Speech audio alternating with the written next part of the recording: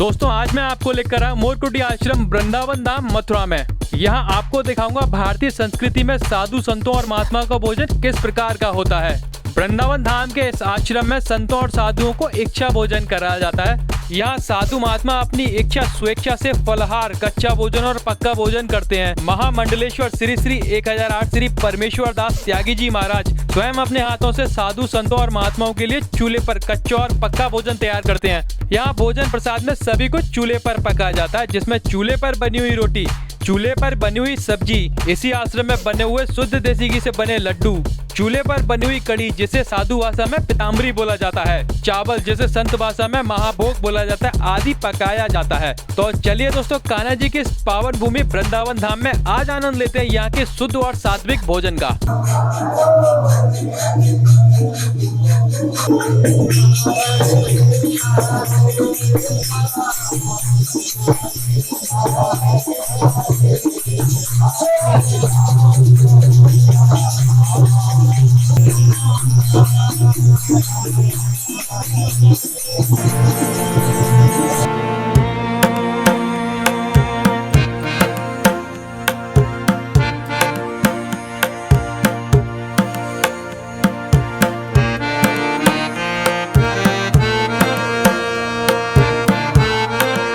जय श्री राम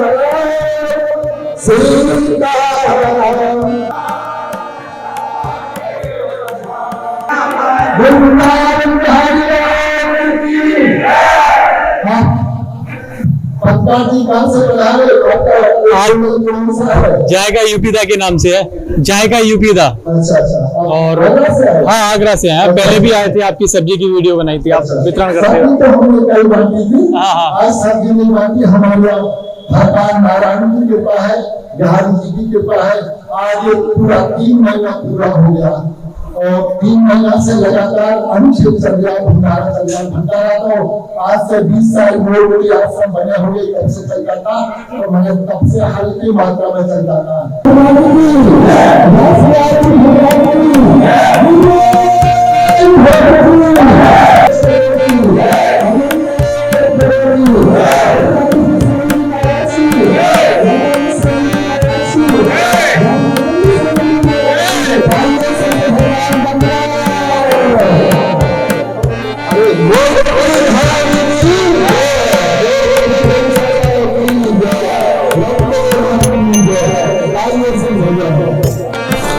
बोल अन्नपूर्णा महारानी की।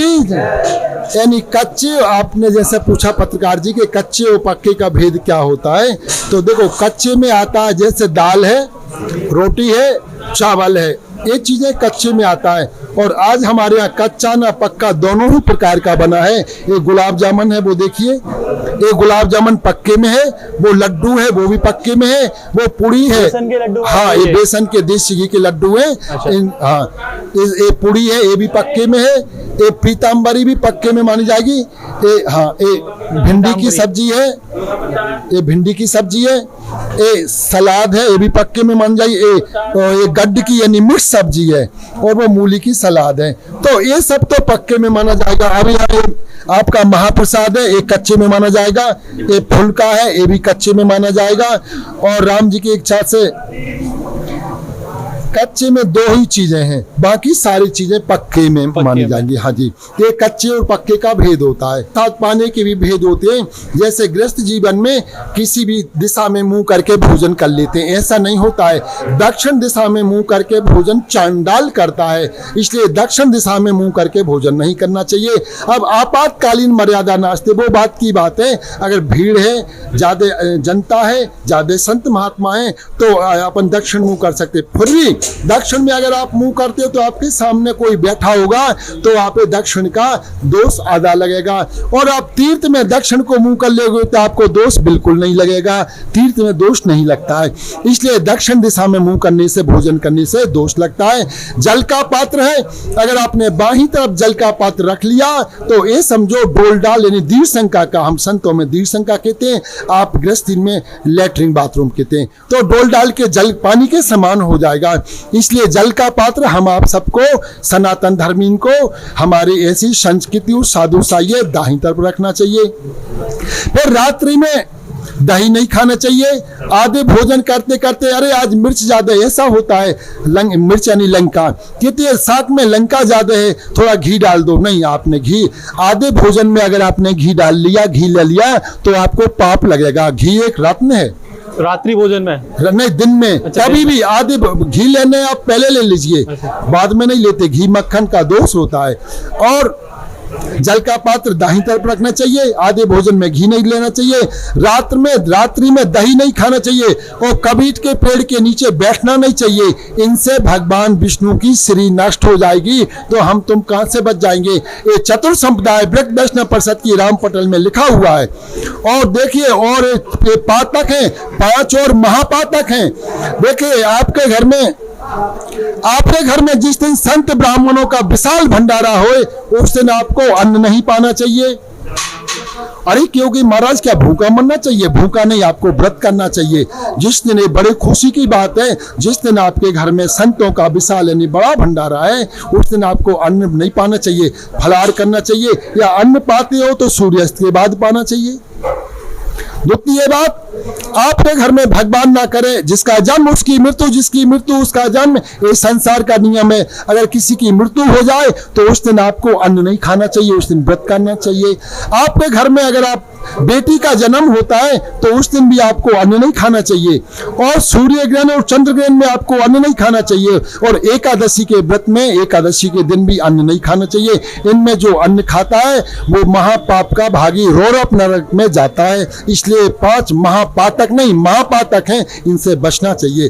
जय जय श्री राधे श्याम। अब मैं चलूं, बाबा जी इनको दक्षिणा बांटता हूं, नहीं जी मुझे गाली देंगे। जय जय श्री राधे। कड़ी है, पीताम्बरा बोलते हैं इसे, चावल, देसी घी के बेसन के लड्डू हैं। और ये कच्चा भोजन में आता है, रोटियां। चावल भी कच्चा महाभोग बोलते हैं, तो चावल को महाभोग बोला जाता है। सैलेड भी है और रोटी भी है, ये सारा कुछ रहता है। और ज़्यादातर सात्विक रहता है, बिना लहसुन प्याज के। तो ये मैं अभी 1 दिन का भंडारा दिखा रहा हूँ। और कल से 84 कोस की परिक्रमा स्टार्ट है। अभी देखो दक्षिणा दी जा रही है बाबा के द्वारा। तो महाराज, आपका शुभ नाम क्या? नाम बताया आपने? राम समदास। भोजन पा लिया और अभी देखो दक्षिणा दी जा रही है। सभी साधु संतों को दक्षिणा दी जा रही है बाबा के द्वारा। अभी भोजन पा लिया सभी ने। भोजन के बाद दक्षिणा का प्रबंध रहता है हर आश्रम में, हर कुटिया में।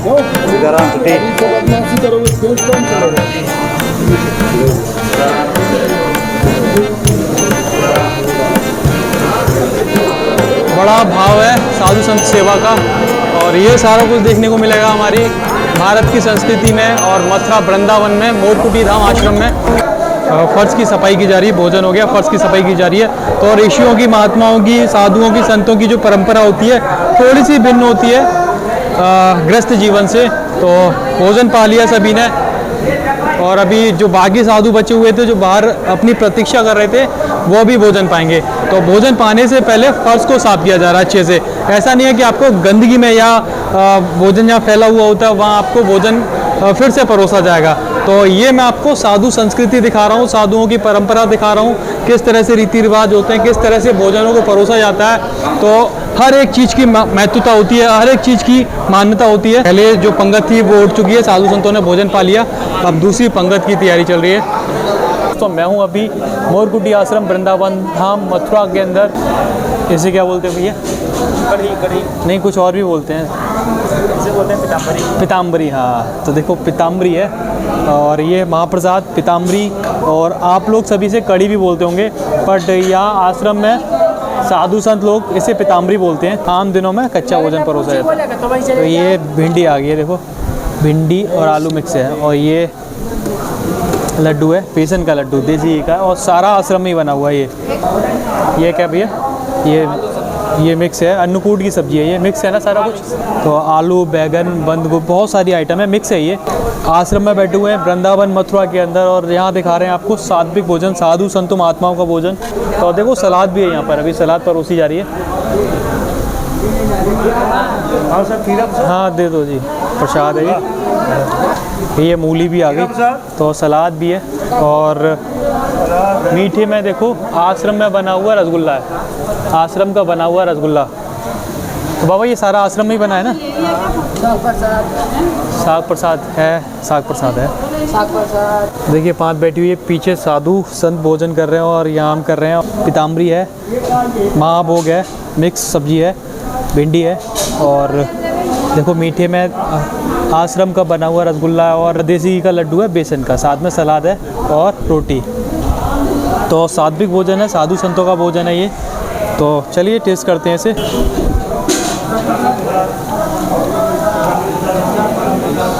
शुद्ध भोजन है, बहुत बढ़िया प्रसाद है। वृंदावन में आके, आश्रम में, वृंदावन के किसी भी आश्रम में जाके वहाँ का जो प्रसाद का जो आनंद होता है वो अलग ही होता है। तो चलिए दोस्तों पहले प्रसाद को ख़त्म करते हैं, फिर बात करते हैं आपसे। तो अभी भोजन हो गया और सात्विक भोजन करके आनंद आ गया। साधु संतों वाला भोजन है। आज मैं आया हुआ था वृंदावन धाम मोरकुटी आश्रम वृंदावन धाम में, यहाँ पर वीडियो शूट करने के लिए। और यहाँ चल रहा था भंडारा, 3 महीने से निरंतर भंडारा चल रहा था। यहाँ पर संत साधु होते हैं ना, वो उन्हें कच्चा भोजन दिया जाता है, सुपच्छ होता है, जल्दी पच जाता है, इस वजह से उन्हें कच्चा भोजन ज़्यादा परोसा जाता है। इच्छा भोजन चल रहा है यहाँ पर, जो भी इच्छा है आपकी वो मिलेगा आपको। फलाहार भी है, कच्चा भी है, पका भी है, सब चीज़ है, हर चीज़ है। तो बाबा ये इच्छा भोजन हो गया तो है, जो आपकी इच्छा है वो आप लीजिए। अगर आपका व्रत है तो फलाहार भी मिल जाएगा। अगर हीरा है, मौसम्बी है, नाशपाती है, सभी चीज़ मिलती है, सब कुछ। हाँ सब कुछ मिलता है।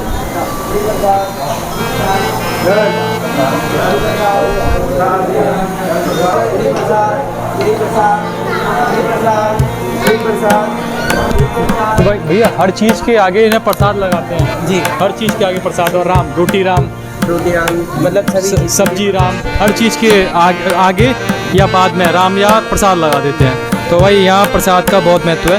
तो पूरी प्रसाद आ गई, ये हमारा प्रसाद ही है। ये प्रसाद जी। बोल वृंदावन बिहारी लाल। साधु महात्मा या ब्राह्मण को या माता या पिता को या गुरु को अगर भोजन करवाने के बाद उसको आप दक्षिणा नहीं दोगे तो आधा फल मिलेगा। यानी भंडारे का नाम ही दक्षिणा है। भंडारे की पत्नी का नाम दक्षिणा, जैसे कुंभकर्ण की पत्नी का नाम निद्रा देवी है, ऐसे दक्षिणा भंडारे का यज्ञ की पत्नी का नाम दक्षिणा है। इसलिए दक्षिणा अवश्य देना चाहिए और दक्षिणा श्रद्धा के अनुसार देना चाहिए। आप पैसा वाले हैं, करोड़पति हैं, 10 रुपये दक्षिणा दोगे तो आपको नरक मिलेगा। कैसे नरक मिलेगा? एक लेख मिलता है भक्तमाल का। एक राजा गंगा स्नान के लाने गया और जब वो राजा गंगा स्नान के लाने गए, आ जाओ आप जल्दी सब। तो राजा ने 5-7 गंगा जी में डुबकी लगाई और राजा ने चल दिया। उनके कुलगुरु संज्ञ थे, तो वो राजा ने गंगा स्नान करके चल दियो। पंडित जी ने कही महाराज आपको गंगा स्नान का कोई फल नहीं मिलेगा। राजा ने कही क्यों नहीं मिलेगा? हमने देखा है सारी संसारी लोग भी 5 डुबकी लगा रहे, हमने 7 लगाए, हमको अवश्य फल मिलेगा। बोले नहीं महाराज नहीं मिलेगा। बोले क्यों? राजा ने फिर कहा क्यों नहीं मिलेगा? बोले इसलिए नहीं मिलेगा कि आपने प्रजा स्नान किए हैं, आपने राजा स्नान नहीं किए, आपने प्रजा स्नान करे हैं। ये जो संत बैठे हैं, ब्राह्मण बैठे हैं, गरीब भिक्षुक बैठे हैं, गरीब तमाम अतिथि लोग बैठे, जब धौसा बजते यानी ढोल मंजीरा और बैंड बजता देखा तो कही जी कैसे बज रहा? किसी ने कहा राजा आ रहा, हमारे देश का राजा आ रहा। राजा जैसे आज हमारे देश का राजा मोदी जी हैं और छोटे राजा योगी जी हैं। देखिए रामराज चल रहा है, राम मंदिर भी बन रहा है और रामराज हो गया। भगवान इनको लंबी आयु दे, इस सतायु आयु जिए और भगवान इनको सद्बुद्धि दे और इसी प्रकार हमारी हिंदू संस्कृति को बढ़ाते रहे। धौसा बजता आ रहा, बैंड बाजे बजते आ रहे हैं, राजा गंगा स्नान के लाने आ रहा है।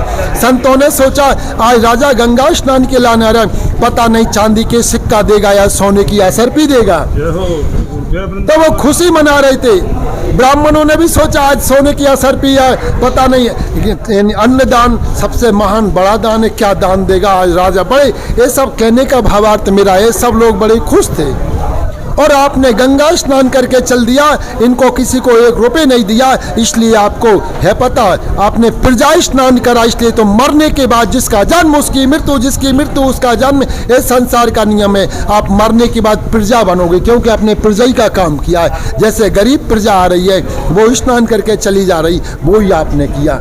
पंडित उनके कुलगुरु के कहने से, पंडित जी के कहने से राजा को याद आया। राजा ने कही वाह अच्छा हुआ पंडित जी हम आपको लाए। राजा ने कही मंत्री सोने की असरपी का एक झोली ले आओ बड़ी वाली, और इन सबको एक एक असरपी सोने की बांटेंगे। राजा ने तुरंत गंगा की, आपने देखा हुआ गंगा की रास्ता में जाओगे, जैसे हमारे केसी घाट पे बंगाली बैठे रहते हैं, ब्रजवासी नहीं बैठे, वो साधु नहीं बैठे, वो बंगाली बैठे हैं। और बंगाल में एक बात और है, हमने वो मैं नहीं बताऊंगा, बोले वृंदावन बिहार है।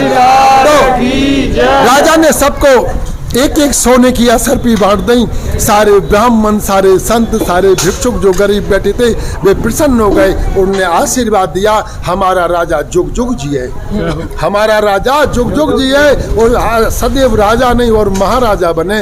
राजा को बड़ी खुशी हुई। राजा ने ब्राह्मण को सबको एक एक असरपी दी। राजा ने ब्राह्मण को 7 असरपी दी, क्योंकि वो उनके कुलगुरु थे। ब्राह्मण ने भी आशीर्वाद दिया। तब राजा ने कहा महाराज पंडित जी आप अगर ना होते तो आज पाप लग जाता है, इसलिए मेरा कहने का भावार्थ है भैया तुम भी कोई तीर्थ यात्रा जाओ तो माता पिता को लेके जाना।